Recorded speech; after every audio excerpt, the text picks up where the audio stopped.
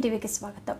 మల్లంపల్లి మండల కేంద్రంలో కాంగ్రెస్ పార్టీ జిల్లా అధ్యక్షులు పైడాకుల అశోక్ ఆధ్వర్యంలో జరిగిన మా గ్రామాన జై బాపు జై భీమ్ జై సంవిధాన అభియాన్ కార్యక్రమానికి ముఖ్య అతిథిగా హాజరైన రాష్ట్ర పంచాయతీరాజ్ గ్రామీణాభివృద్ధి శ్రీ శిశు సంక్షేమ శాఖ మంత్రి అనసూయ సీతక్క, ఇన్ఛార్జి కైలేష్ నేత చేతుల మీదుగా అంబేద్కర్ గారికి పూలమాల వేయాల్సిందిగా కోరుతా ఉన్నాం. ఇన్ఛార్జిగా ఉన్నటువంటి కైలాష్ అన్న గారు, జిల్లా అధ్యక్షులు ముగ్గురు అంబేద్కర్ గారికి పూలదండ వేయవలసిందిగా కోరుతా ఉన్నాం. जोहार डॉक्टर बाबा साहेब अम्बेडकर, जोहार डॉक्टर बाबा साहेब अम्बेडकर, जय कांग्रेस, जय कांग्रेस, जय कांग्रेस, जय कांग्रेस. जिल्ला सीतक्क गारी नायकत्వం. जय भीम, जय भीम, जय भीम.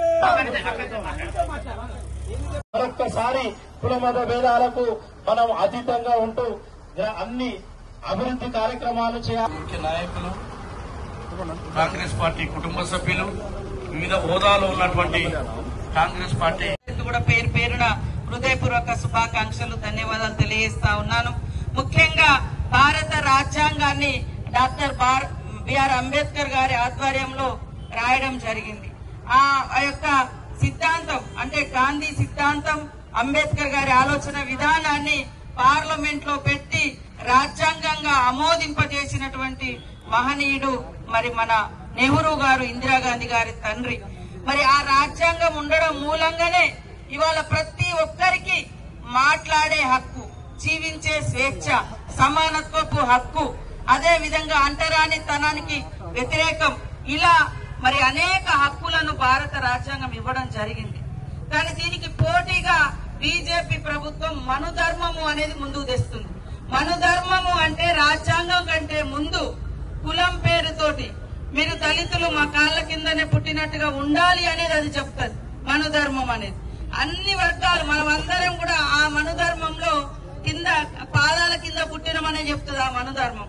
ఇప్పుడున్నటువంటి బీసీలు గాని, ఎస్సీలు గాని, ఎస్టీలు గాని మనుధర్మంలో.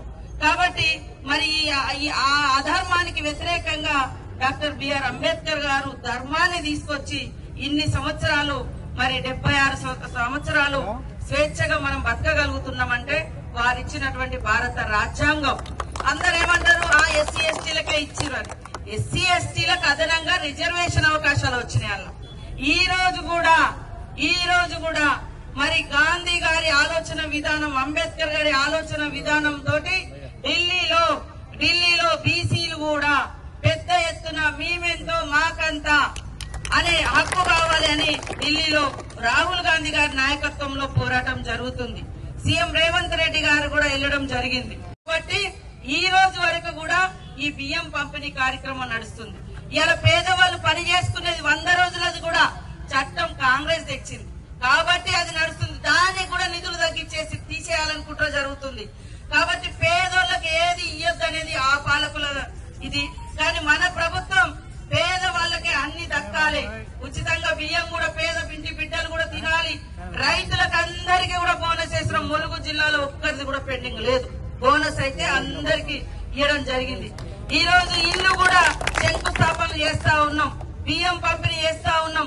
మరి దేశంలో ఎక్కడ కూడా 500కే గ్యాస్ ఇవ్వడం లేదు, మన ప్రభుత్వం ఇస్తుంది 500కే గ్యాస్. ఇంటికి 200 యూనిట్ల కరెంట్ ఇస్తుంది. ఈ రోజు చదువుకున్న పిల్లలకు మీ ఊర్లో కూడా మల్లంపల్లిలో కూడా 4కో 5కో టీచర్ ఉద్యోగాలు వచ్చినాయి. దాదాపుగా 400 మందికి పోలీసు గాని, టీచర్లు గాని ఇతరత్ర ఉద్యోగాలు వచ్చినాయి. ఇప్పుడు 4 లక్షల తోటి మరి రాజీ యువ వికాసం కూడా ఇస్తా ఉన్నాం. దయచేసి క్యాడర్ కూడా అర్థం చేయించాలి. గత ప్రభుత్వంలో ఏమొచ్చింది, ఎక్కడ భూములుంటే అక్కడ కబ్జా చేసిన వాళ్ళు ఇవాళ మాట్లాడుతున్నారు. యూనివర్సిటీ భూములు కాంగ్రెస్ ఆక్రమిస్తుందని చెప్తున్నారు. తప్పు. యూనివర్సిటీ భూములు కాంగ్రెస్ అనుభవించట్లేదు. కాంగ్రెస్ ఇందిరమ్మ గారే 2000 ఎకరాలు ఆ రోజు యూనివర్సిటీకి కేటాయించింది. హైదరాబాద్ భూములు ఇందిరమ్మ తర్వాత ఏ నాయకుడు కేటాయించలేదు. వాళ్లకు 390 ఎకరాలు వేరే కాడ యూనివర్సిటీ వాళ్లకు భూమి ఇచ్చి అక్కడ యూనివర్సిటీ కట్టుకోవడానికి అవకాశం ఇచ్చారు, వేరే బిల్డింగ్స్. అక్కడ మీకు ఇస్తున్నాం కాబట్టి ఇక్కడ ఒక 400 ఎకరాలు గవర్నమెంట్ కి ఇవ్వాలని మరి ఆమోదం ఉంటే అది బిల్లీరావు అనేటువంటి ఒక ప్రైవేట్ వ్యక్తి చేతిలో 20 ఏళ్లు ఉంది.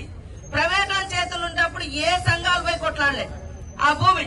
ప్రైవేట్ కంపెనీకి పోతే ఎవరు అడగలే.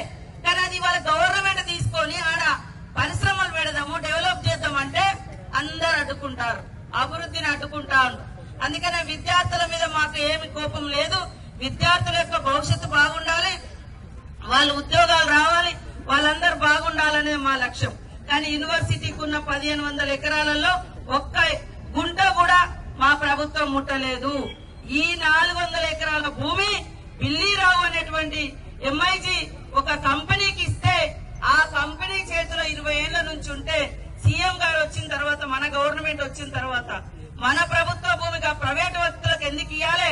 400 ఎకరాలు అది మన ప్రభుత్వం తీసుకొని ఆడ ఏమన్నా ఫ్యాక్టరీలో లేదా పరిశ్రమలో లేదా ఐటీ కారిడార్ పెట్టి ఉద్యోగాలు ఇద్దామని చేస్తుంటే దాని మీద బీఆర్ఎస్ బీజేపీ వచ్చి భూములకు గుంజుకున్నారు, జంతువులు చచ్చిపోయినాయని రకరకాల తప్పుడు ప్రచారాలు ఆ వీడియోలు సోషల్ మీడియా క్రియేట్ చేసి అక్కడ లేనిది వింతలు క్రియేట్ చేసి ఇవాళ పెట్టి ఆపాలని చూస్తున్నారు.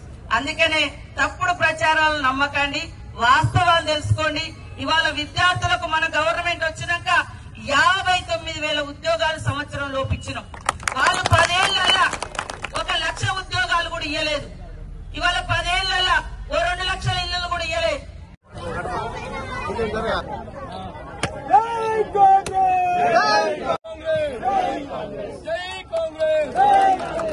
రాహుల్ గాంధీ గారి నాయకత్వం, రాహుల్ గాంధీ గారి నాయకత్వం, రాహుల్ గాంధీ గారి నాయకత్వం, రేవంత్ రెడ్డి గారి నాయకత్వం, సీతక్క గారి నాయకత్వం. ఇప్పుడు ప్రతిజ్ఞ మైకి. జై భీమ్, జై సంవిధాన్, జై నెహ్రూ. భారతీయులమైన మేము మా రాజ్యాంగాన్ని అత్యంత పవిత్రమైనదిగా, ప్రపంచంలోనే గొప్ప రాజ్యాంగంగా భావిస్తాము. మాకు సార్వభౌమత్వ, సామ్యవాద, లౌకిక, ప్రజాస్వామ్య, గణతంత్ర రాజ్యాంగ నిర్మించుకోవడానికి సాంఘిక, ఆర్థిక, రాజకీయ న్యాయాన్ని, ఆలోచన, భావ ప్రకటనలు, అంతస్తుల్లోనూ అవకాశాల్లోనూ సమానత్వాన్ని కల్పించడానికి కుల, మత, ప్రాంత, వర్ణ, లింగ, ధనిక, పేద లాంటి ఏ రకమైన భేదాలు లేకుండా అందరికీ సమాన హక్కులు, బాధ్యతలు రాజ్యాంగం కల్పించింది. ఇటీవల పరిణామాలు రాజ్యాంగ స్ఫూర్తిని దెబ్బతీస్తూ ప్రజాస్వామ్య విలువలను కాలరాస్తూ సమాజంలో అశాంతిని నెలకొల్పుతున్నాయి. విభేదాలు సృష్టిస్తూ రాజకీయ మనుగడ